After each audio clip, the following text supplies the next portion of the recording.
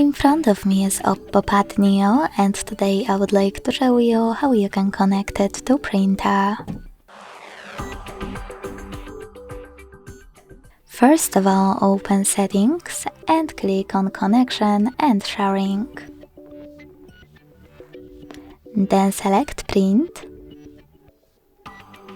Click on Default Print Service and wait. Your device is looking for a printer. When it finds one, it will connect to it.